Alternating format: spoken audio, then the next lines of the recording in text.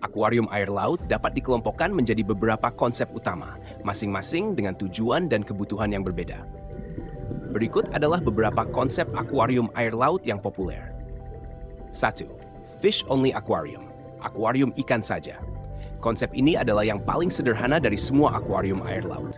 Akuarium hanya berisi ikan, dan biasanya tidak melibatkan koral atau invertebrata lainnya. Ideal bagi pemula karena perawatannya relatif lebih mudah dan tidak memerlukan pencahayaan yang intens seperti akuarium terumbu karang. Fitur utama: berisi berbagai spesies ikan laut, baik ikan kecil maupun besar. Menggunakan live rock atau dry rock untuk estetika dan membantu penyaringan biologis. Tidak ada koral atau invertebrata yang membutuhkan perawatan spesifik. Peralatan utama: filtrasi yang baik, seperti sump filter untuk menangani limbah ikan, protein skimmer untuk menjaga kualitas air, pencahayaan standar tanpa kebutuhan spektrum khusus, sistem salinitas dan kontrol suhu yang stabil. 2. Fish Only with Live Rock FOLR. FOLR adalah pengembangan dari akuarium ikan saja, di mana live rock batu hidup digunakan sebagai elemen utama dekorasi dan sebagai sistem penyaringan biologis alami. Live rock berperan penting dalam memproses limbah dan menyediakan tempat bagi mikroorganisme bermanfaat yang mendukung ekosistem akuarium. Fitur utama: berisi berbagai spesies ikan laut. Live rock digunakan sebagai struktur dan penyaring biologis. Tidak ada koral atau hanya invertebrata sederhana yang tidak memerlukan pencahayaan khusus. Peralatan utama: protein skimmer, pencahayaan standar, live rock yang cukup untuk proses filtrasi biologis, powerhead atau wave maker untuk menjaga sirkulasi air. 3. Reef Aquarium, akuarium terumbu karang. Akuarium terumbu karang adalah konsep yang lebih kompleks di mana fokusnya bukan hanya pada ikan, tetapi juga terumbu karang, baik soft coral, LPS maupun SPS, dan invertebrata lainnya. Perawatan akuarium ini lebih rumit karena membutuhkan pencahayaan, sirkulasi air, dan parameter kimia yang lebih spesifik dan stabil. Jenis-jenis akuarium terumbu karang: Soft Coral Reef Aquarium, akuarium karang lunak. Akuarium ini berisi karang lunak seperti zoanthids, mushroom coral, dan leather coral. Karang lunak relatif mudah dipelihara dan lebih toleran terhadap fluktuasi parameter air. Peralatan utama: pencahayaan moderat LED dengan spektrum biru, powerhead untuk sirkulasi air yang baik, filtrasi yang memadai, biasanya menggunakan sump dan protein skimmer, dosing kalsium dan alkalinitas lebih sedikit dibandingkan dengan SPS. LPS Reef Aquarium, akuarium karang LPS, Large Polyp Stony Coral. LPS coral seperti frog spawn, hammer, dan torch coral memiliki polip besar dan membutuhkan pencahayaan sedang hingga kuat, serta aliran air yang sedang. Akuarium ini cocok untuk mereka yang sudah lebih berpengalaman.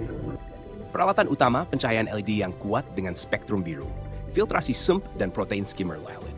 Dosing kalsium, magnesium, dan alkalinitas diperlukan untuk mendukung pertumbuhan skeleton karang. Aliran air sedang.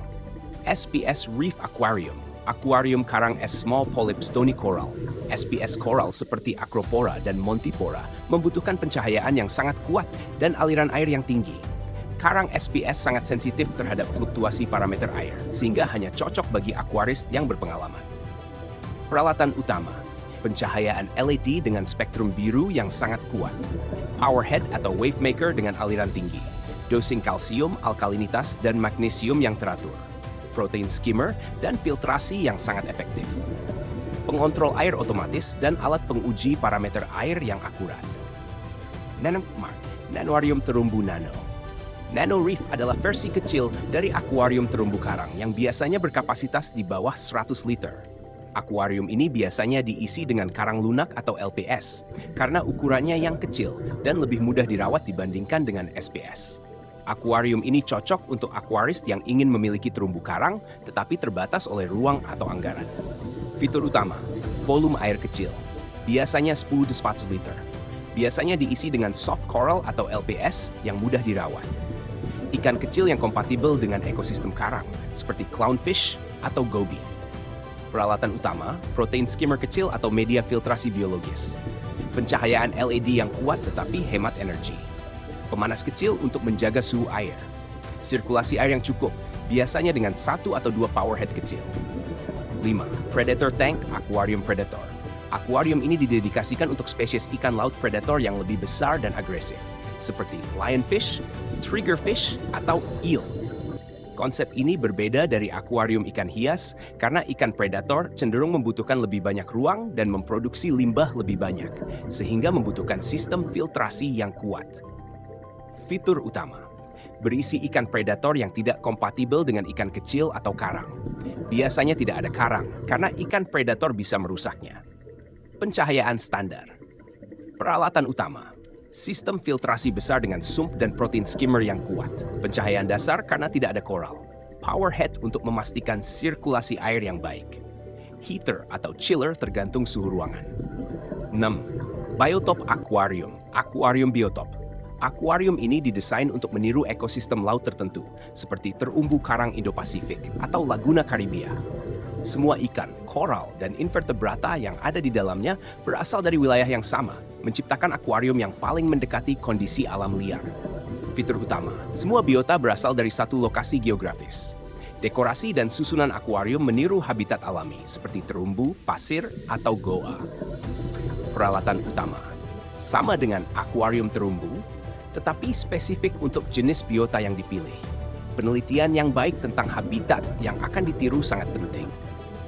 Cold Water Marine Aquarium, akuarium laut air dingin. Akuarium ini didesain untuk spesies laut yang hidup di perairan dingin, seperti spesies dari perairan Atlantik Utara atau Pasifik Utara. Konsep ini tidak umum karena membutuhkan chiller yang kuat untuk menjaga suhu air tetap dingin, biasanya di bawah 18 gelas. Fitur utama: ikan dan invertebrata yang berasal dari perairan dingin. Tidak ada karang tropis, tetapi bisa ada anemon laut atau kelp. Peralatan utama: chiller yang kuat. Pencahayaan sedang, karena kebanyakan spesies air dingin tidak membutuhkan pencahayaan tinggi. Filtrasi biologis dan mekanis yang efisien. Kesimpulan: memilih konsep akuarium laut bergantung pada tingkat pengalaman, anggaran, dan tujuan kamu sebagai aquarist. Jika kamu pemula, akuarium Volar atau soft coral reef adalah titik awal yang baik. Namun, jika kamu mencari tantangan lebih lanjut, SPS Reef atau Biotop Aquarium bisa menjadi proyek yang menarik dan memuaskan.